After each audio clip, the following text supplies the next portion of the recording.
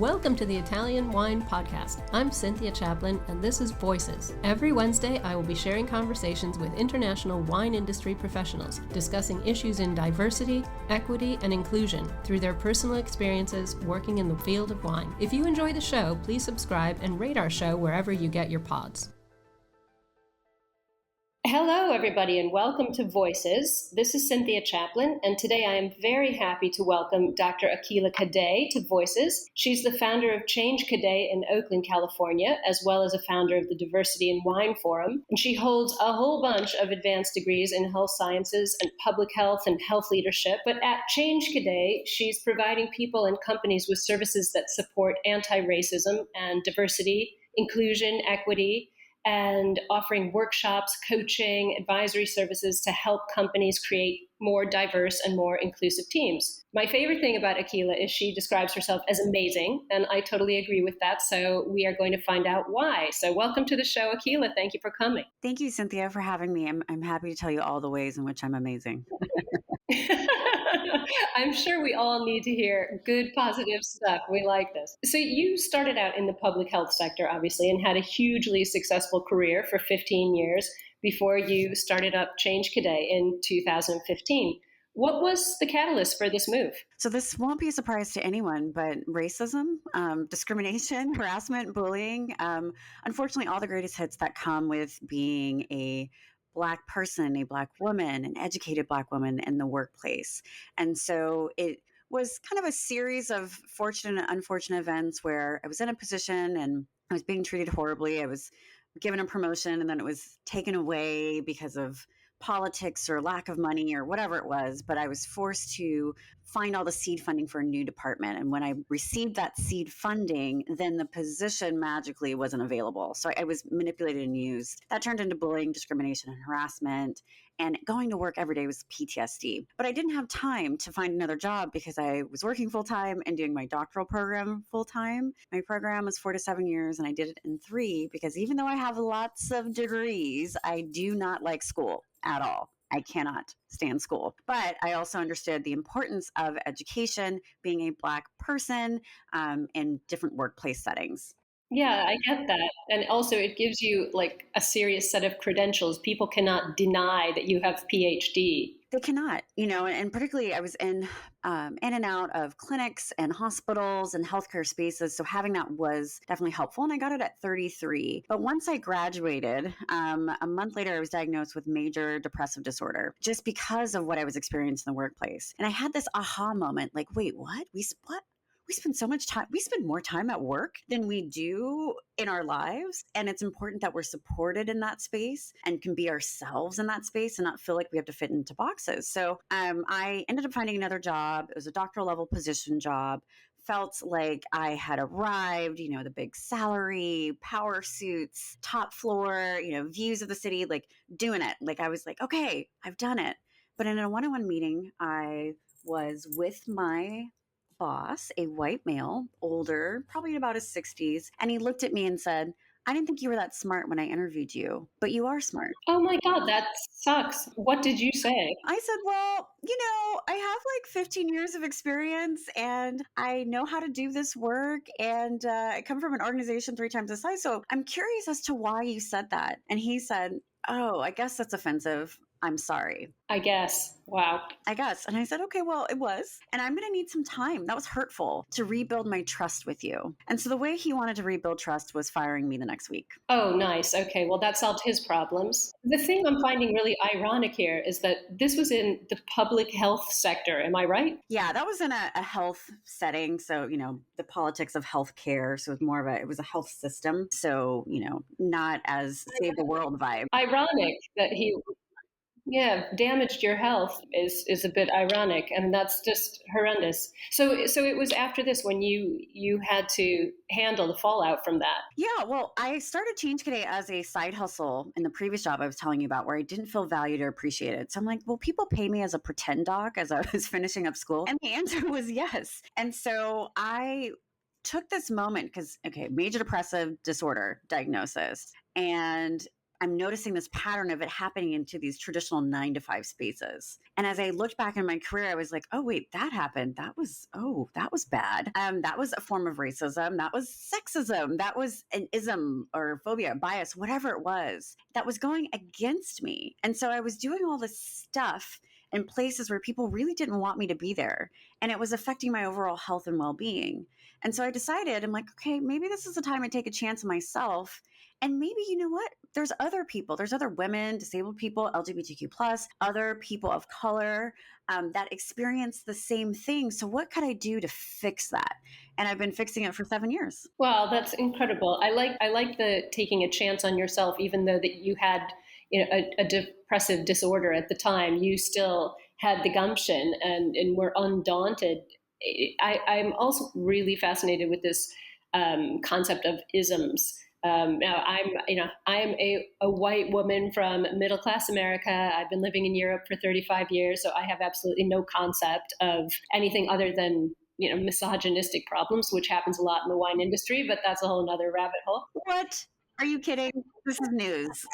Yeah, I know. Breaking news, shocker. How did you sort of get the whole taking it from a hustle, taking a chance on yourself, moving away from these isms and kind of carving out the space for you to grasp like your own reality and just smash through these obstacles? There's always this driving force in me when people were telling me I was being difficult, challenging, or an angry Black woman that I actually was right. I just wasn't in the right space.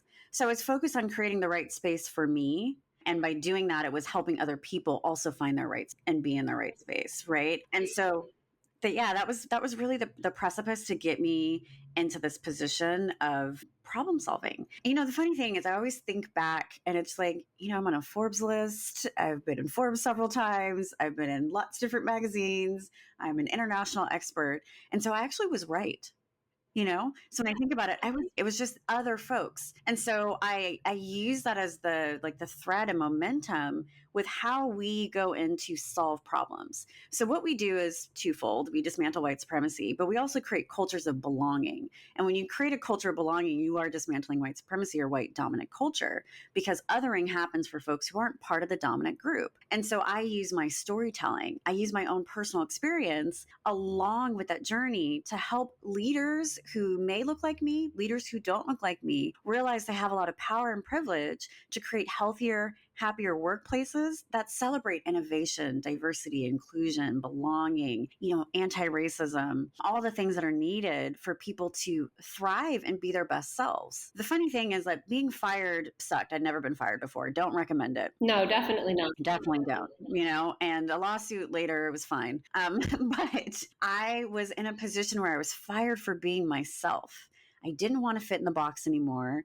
I stood my ground. I knew what I had to offer. And if I was fired for being that person, that was really powerful. So that's why I talk about a series of fortunate, unfortunate events to get to this place to help leaders, companies, and people, know that they deserve to be in places where they're valued and appreciated. Yeah, that's really interesting. And you've got some really high profile clients coming to you for help. You've worked with Google, you work with Lululemon. I mean, what are the sectors that you are being called in to work with the most? Where's the most reception to the idea of, look, we need to be more inclusive, we need to be more diverse, you need to be making spaces for these things to happen in your company? Yeah, well, I always like to say discrimination doesn't discriminate. So we're everywhere and anywhere. Like in 2020, if there's meat in a box, we were working with you. That is sad times, but I think it's really true. There's an interesting time. We're still in a pandemic, but you have things that are sent to home that were taking off. So we spent a lot of times with things that were sent to home to give you that sense of normalcy. So we had that. We do a lot with beauty brands. We do a lot with fashion brands. We do a lot with tech companies, but we literally are everywhere. It's more so the willingness of the company and of the leaders to want to enact change. So when we're talking about organizational development, my doctorate is in leadership and organizational behavior. Organizational development encompasses diversity. It encompasses a reorg. It encompasses, any type of structural change that happens. It's all the same thing, but there's more fear, ego, and anxiety around diversity, equity, inclusion, and belonging, because those who are in power don't have an identity or lived experience that helps them understand the importance of that, or they're in positions where they aren't typically othered, so they don't necessarily see the value of that. So we're always looking for leaders who may not understand that, but they see the value in it so that we can create organizational change. That's a really good point. Where do you think that fear comes from? Oh, ego.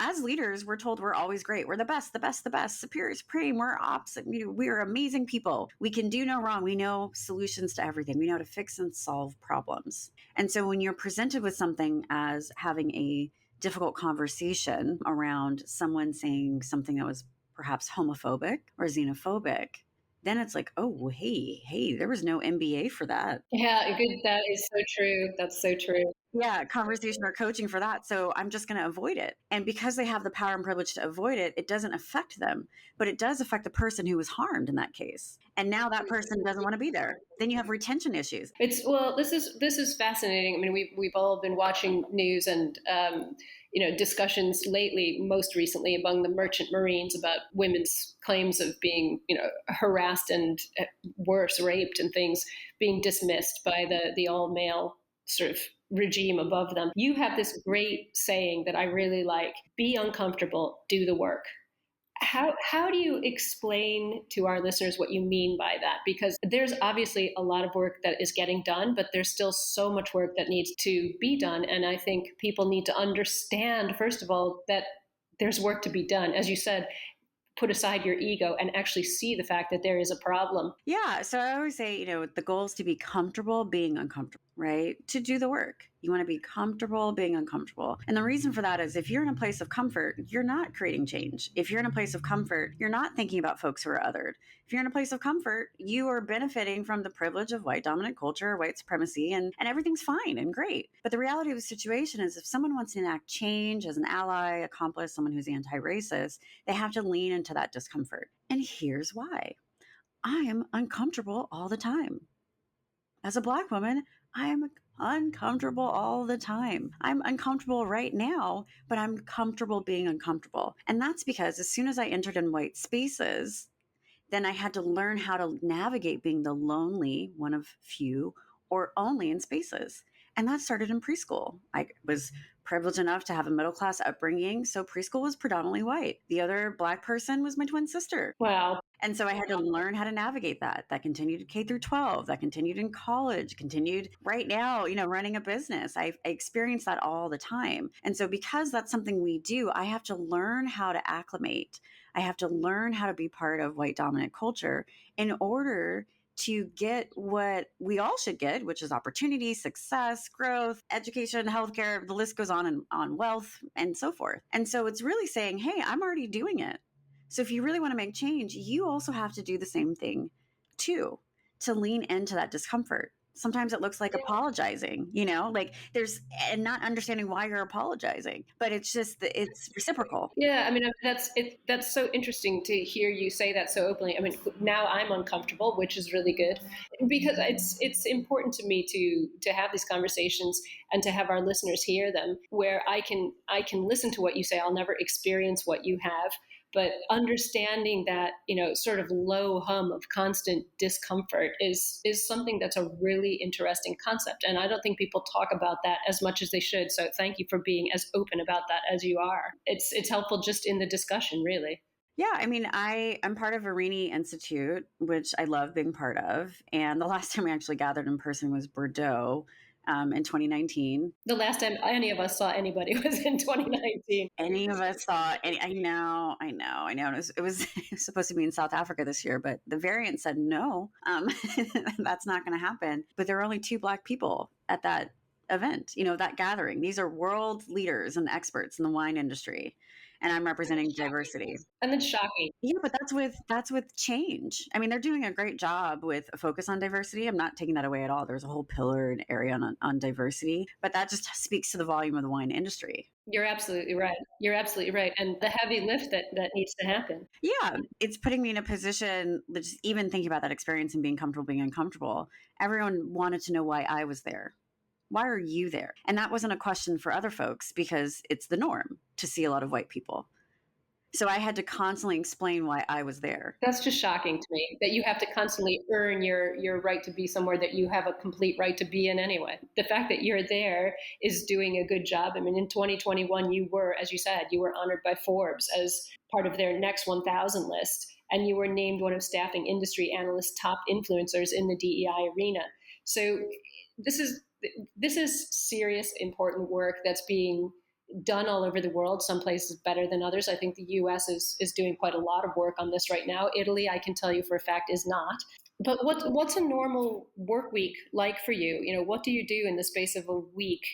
Because this is a lot of heavy stuff to carry on your shoulders. What does your week look like? Yeah, well, I mean, I can tell you about this week. This is my Friday. So this week has consisted of workshops, podcast interviews, fireside chats. It's Black History Month in the US. So there's lots of conversation and dialogue that's happening. Partnerships with Lululemon. We're doing work for Black History Month. Emergency meetings. I have emergencies all the time with leaders who contact me not knowing how to navigate something. And it's not that you don't necessarily know what to do. Usually it's for validation, maybe a little bit of problem solving that goes in there just because they want to do right by, their employees. I am developing a strategy for a billion-dollar company right now. So that's being presented next week. Oh, and then I launched an entire educational platform this week where folks can do independent learning. It's called the Change Cadet Action Network. So there's some press around that. And I managed to have a little bit of sparkling rosé to celebrate that. I love that. Oh, by the way, I managed to launch an entire educational platform. You are actually doing so much for so many people. I just, what's your take on, you started up Change Cadet, what's about 7 years ago now. Does the workplace feel different to you now? You know, do you still see huge impediments for young BIPOC people? Or Yeah, the interesting thing is it's always a new adventure because a lot of our work is tied to what happens in the world, what happens in society. So the murder of George Floyd in May 2020, that changed everything. So I went from being in a position of doing work to all of a sudden being on this global stage to solve the world's problems. And so we had to scale quickly. We had to kind of figure out what the needs were and meet with the needs. And to know that the thing that's different about the type of work that I do, not only is it that societal factor and connection, it's that I'm still I'm a black disabled woman who runs a company. And so when demand's there, it gives me this weird pressure of, wow, this feels like reparations. And also now I can build generational wealth.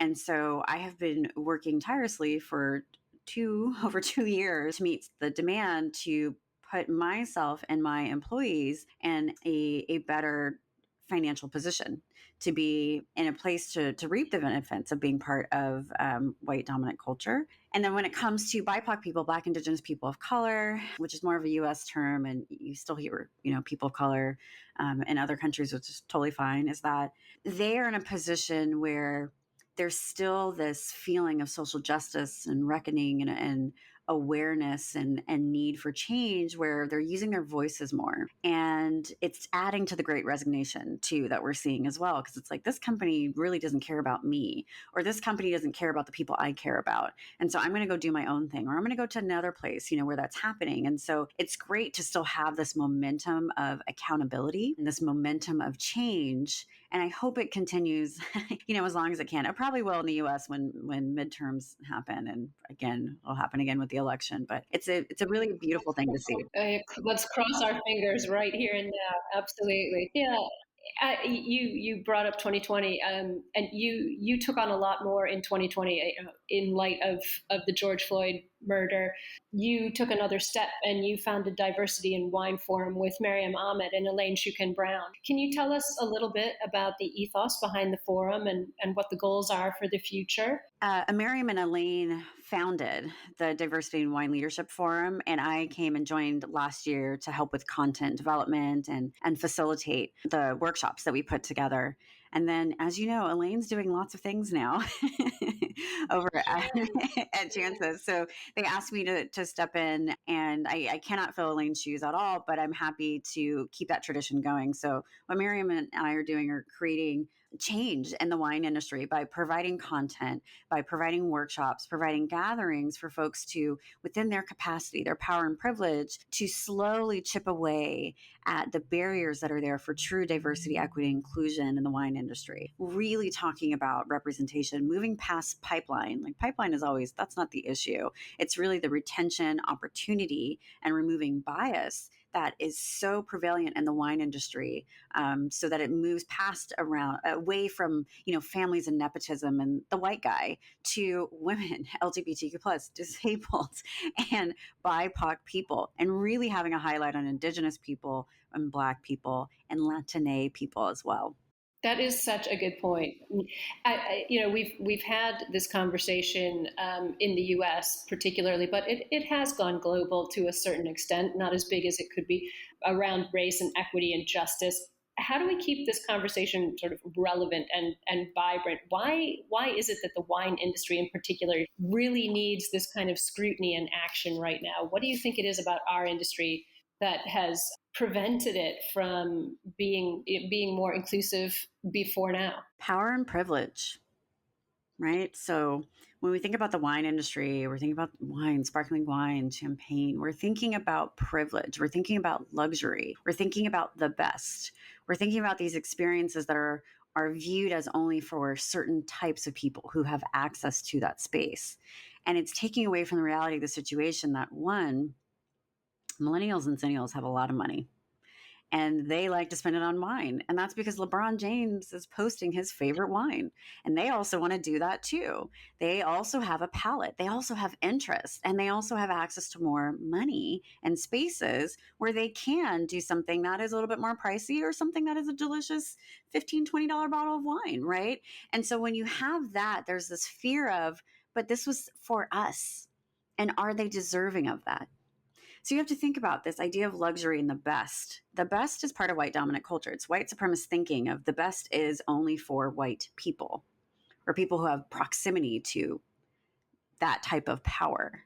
When we hear the best and wanting the best experience, the best wine, the best people to work for this label, it always excludes Black people. It always excludes BIPOC people. I'm never viewed as the best. And so it's that thinking that continues in the marketing, the branding, the partnerships, the roles, and the positions of wanting to hire the best that keeps excluding BIPOC people, disabled, and LGBTQ plus. That is really fascinating, damning and fascinating. And I'm feeling very glad at the moment that I grew up in a relatively low income household and do not come from that sector of the privilege. Yeah, so you can have some empathy and some compassion and understanding, but you also know that you have the benefit of being part of the dominant culture. I'm a white woman. Yeah. I'm always going to be a white woman. Yeah. And so it's easier for you to come into that space compared to someone like myself who's middle class and Black and going into that space just because of that additional bias that I just explained. Yeah. Yeah, that is so interesting. The idea that luxury is only for, quote unquote, certain people. And I'm very glad that, as you said, social media, one of its gifts is that we're seeing all kinds of people celebrating luxury and success and financial success and spending power. So that's one of the great sides of social media. We hear about so many bad ones. That's actually a really effective, good one. How do we harness sort of influencers and newcomers to this party and get their energy moving in the right direction to create more space for young people from underrepresented communities to get into wine? Yeah, so it goes into attitudes and behavior around who those influencers should be, right?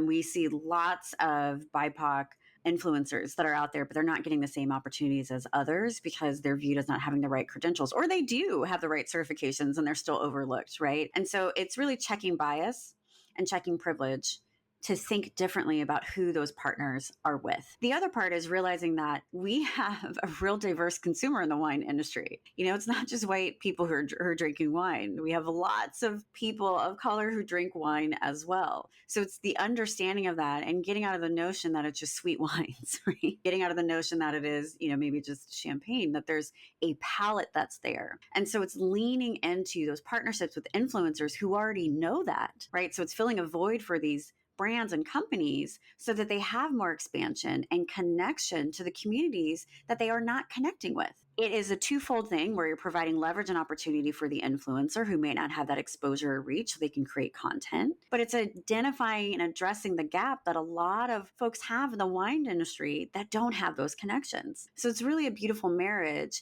to get to the place of more diversity, equity, inclusion, and belonging with consumers.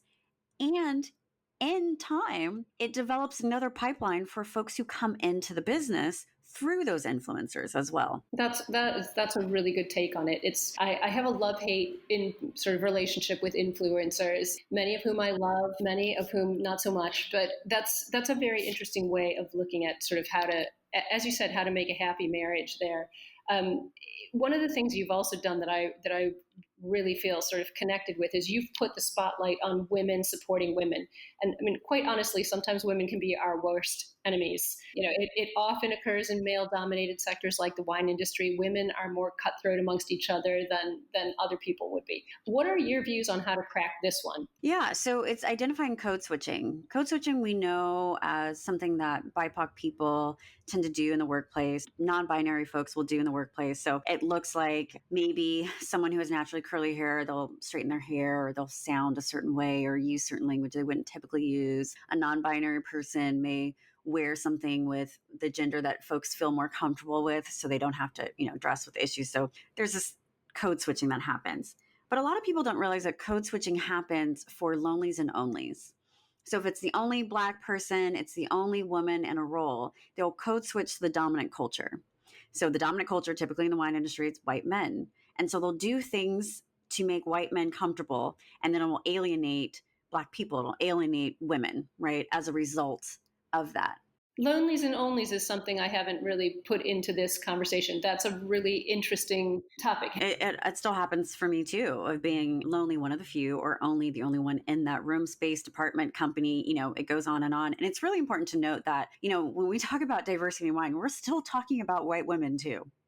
Think about it. We're still talking about white women too, where there may be more leverage in other industries with acceptance of white women. That's still a problem in the wine industry. And so, oh, definitely. In Italy, we see it all the time. Very male dominated even today. Yeah. And it could still happen in familiar situations, right? Even in cases of nepotism, you can still see that in family structures where it's like, oh, I only had a daughter, so I guess she has to take over the winery. And there's like some disappointment, right? That could come as a result of that as well. But when we talk about women supporting women, it's really breaking through that urge to code switch to the dominant culture and to disrupt. So how are you bringing other women into that space? How are you bringing other, BIPOC folks into that space to change what's happening? Because it does nothing if that woman goes into a space and just goes back to dominant culture. We're in the same position. And it actually creates more harm because now the other white guys can say, well, we have a woman or we have a Black person, so we did it. What else do we need to do? So the way to support women when they realize like they aren't supporting other women is realizing we've all been in those positions before where we weren't supported, right? Just like we were talking about, you're just not supported. And so it's that light bulb moment of, I don't want to do this. I don't want to be the person or even a woman who's alienated me before. I want to lean into how I can support them. I want to lean into how I can be there to change the situation. So as women, as BIPOC, as disabled, we've all been in positions of imposter syndrome. And imposter syndrome is feeling less than, not good enough, questioning ourselves, working really, really hard, and not having the outcome we desired, but even though it's really, really great, but it's stuff we put on ourselves. So when we remember those feelings and emotions and we work through those feelings and emotions, we can create lasting change. And it could lead towards the goals that a lot of these wine industries are setting when it comes to diversity, equity, inclusion, belonging. And also using that as a way to work through it too. It's like, hey, we said we're going to do these things, so I'm doing those things. Yeah, exactly.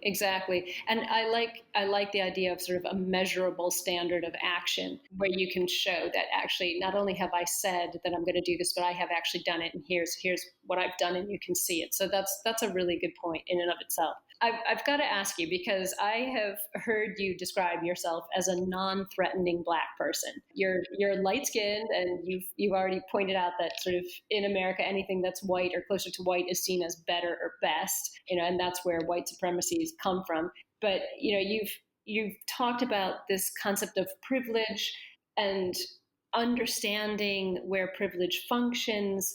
I'm looking at how do we break this down more and sort of call people out, educate people, and educate companies about this privilege, about not carrying these old standards of best that are so wrong.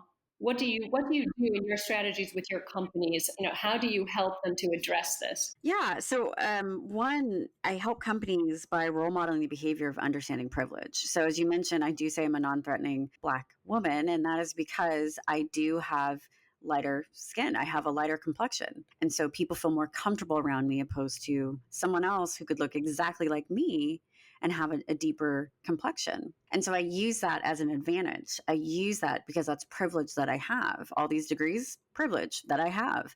Owning a business, privilege that I have to go into these spaces and really call people in for change. I like that. Rather than calling them out, you're calling them in. I'm calling them in. Yeah.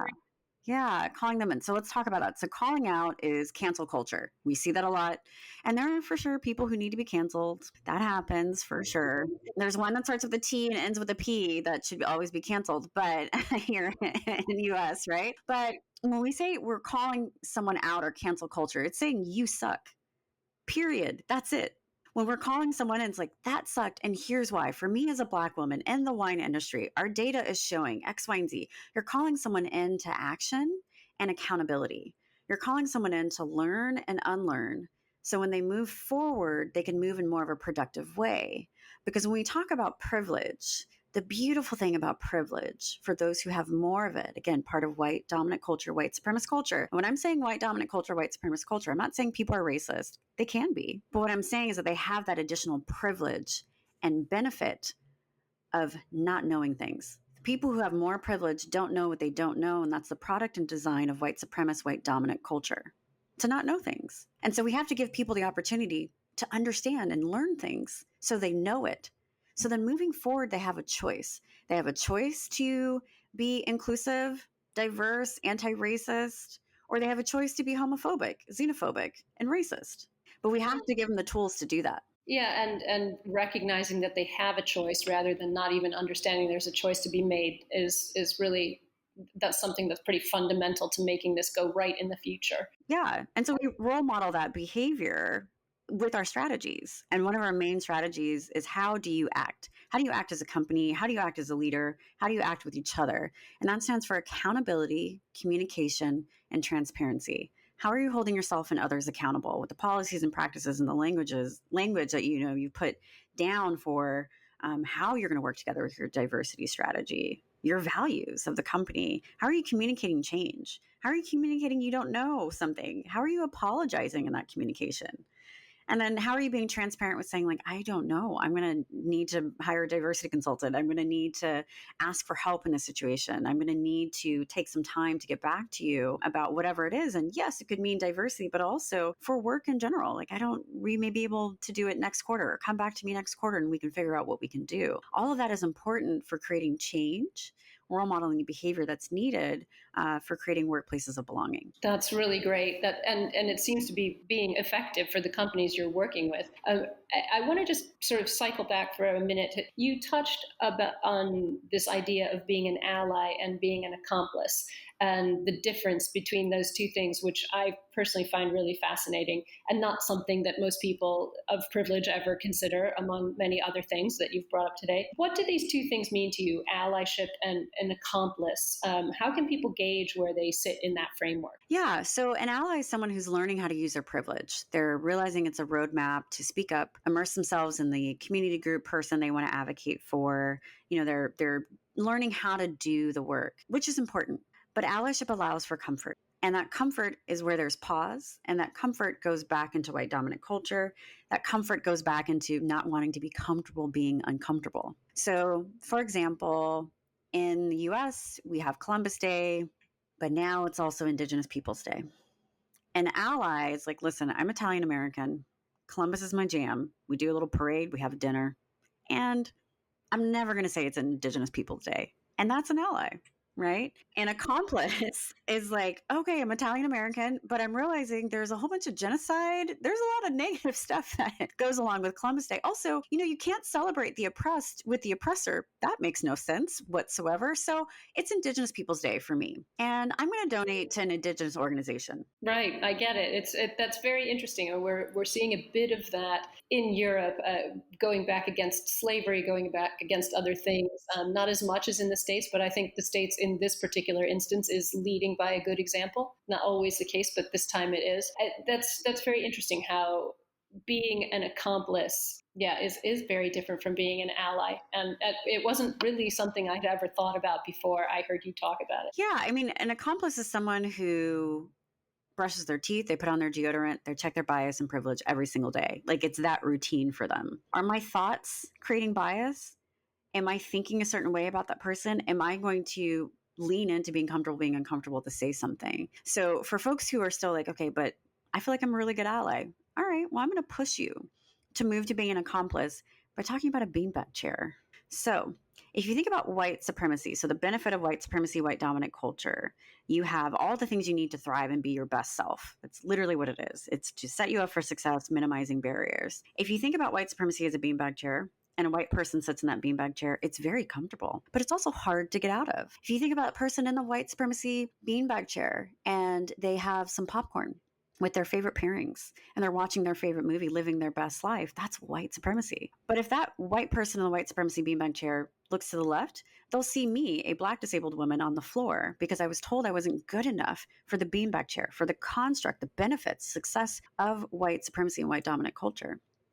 When I ask for my popcorn and pairings, I'm told I have to pay for it. So I'm like, all right, I'll pay for it. And then when I ask for a movie that has representation so I can see myself in it, so it's not just white people, I can see Black people in a movie, I'm told I'm being challenging, difficult, hostile, or an angry Black woman. And so an accomplice is someone who looks around that room. They're like, okay, that South Asian person doesn't have a beanbag chair. That disabled person needs some popcorn. And you know what? I'm going to get representation for the Latina on the movie screen. And that is an accomplice, both big and small actions daily, so that we all can eventually get to the point of having the free popcorn, the beanbag chair, and representation in our movies. I love that. That's actually like really good homework for all our listeners to think about. And the beanbag analogy is a great one. I'm going to go home and throw the beanbag chair out of my house, but no, beanbag chairs are great.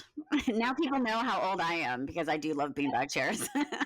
I still have a beanbag chair, so there you go. But that's great homework. It's a good takeaway for our listeners because, as you said, it's small steps, but they're meaningful. And if you start practicing them every day, hopefully that makes a change in your own life, which will reflect on the people that you interact with. I want to ask you, sort of just a personal question. You have got a very tough road to hoe that you have chosen, or it chose you. I'm not sure which. You seem to use a lot of patience, a lot of humor. You have a lot of hope in your writing and your speaking. If you could give out one message to our listeners today, what would it be? To keep being amazing. I say that to myself. I say that to my clients. And that's because, we all go through stuff. We all do, regardless of how you identify. And if we are in positions, if white people want to lean into that, being comfortable, being uncomfortable, keep being amazing. That's fantastic that you're doing that because your entire structure and being, maybe even your family, your workplace may not want you to do that. So keep being amazing for doing that. For BIPOC people, we are dealing with adversity, struggles. We're being told we're a strong Black woman, perseverance, all these things, stereotypes that come our way. Keep being amazing because you're doing it. You are where you are. Maybe you're in the wine industry. That's amazing that is happening. So keep being amazing. And for people who live with disability, also to keep being amazing too, because the world isn't designed for people like us to thrive. For folks who are part of the LGBTQ plus community, same there, because people don't want you to be yourselves. Keep being amazing. And so when we tell ourselves that, on a daily basis, when we tell ourselves that in moments of frustration and darkness, we really can ultimately make the world a better place. Well, there's nowhere left for me to go other than to ask you, when you've had a day that was amazing and that you are feeling truly amazing about yourself and everything that you do, what would be your favorite Italian wine to drink as a celebration, a little gift to yourself? What would it be? I mean, it would be, so here's the thing. I always like to go by the recommendation of where I am because I always like to try new things and that's what helps expand my palate. So it would be some type of red, something that would probably be local to the area. Or you can already tell that I'm in Italy. I moved out of Oakland, California, and I'm in Italy. And something that would be recommended, maybe, I mean, yes, from the Somme, but I always like things that are recommended from the waiter, because they're not always in that position. And so I don't know, some type of red something. I mean, I could go down a road of stuff, but I really like the excitement and the adventure. And the thing I will say is that what I love about the wine industry is that I love when people send me wine, because there are things that I didn't even know existed. Right. And I'm like, oh, wow. That's the best thing about wine. You never know everything. You've never tried every wine. There's always something new around the next corner, and it's the best. Yeah, like Lambrusco popped into my life a couple years ago, and I'm like, this is fun. How come no one told me about Lambrusco? This is great. On a hot day, you have something that's different, and it's just, fantastic. But I do want to say the reason why I am very patient is and use a lot of humor is because, one, we're all in positions where we're figuring it out. And so we deserve grace. Right. And a lot of this change that we're doing is also still happening in a pandemic. So we deserve grace and patience for that. When it comes to diversity, equity, inclusion, belonging, anti-racism, it takes time because we're dealing with systemic issues within ourselves and within the organizations that we live and work in. And then I use a lot of humor because I'm disabled. I'm in chronic pain all the time. And so using humor does two things. It helps with the pain that I'm in, but it also helps with the trauma that I endure daily doing this type of work. And so if I can bring some humor in it, if I can bring some comfort into folks feeling comfortable being uncomfortable, I'm going to do it. And I have the privilege to do that. And it's been working pretty well. Well, I think you've brought a huge amount of grace to our show today, and I really appreciate that. So I hope you get to kick back with a good cold Lambrusco pretty soon and celebrate really how amazing you are. I'm so grateful to have you on the show today. Thank you so much. Thank you, Cynthia, for having me. And remember to keep being amazing. Thank you for listening, and remember to tune in next Wednesday when I'll be chatting with another fascinating guest. Italian Wine Podcast is among the leading wine podcasts in the world and the only one with a daily show. Tune in every day and discover all our different shows. You can find us at ItalianWinePodcast.com, SoundCloud, Spotify, Himalaya, or wherever you get your pods.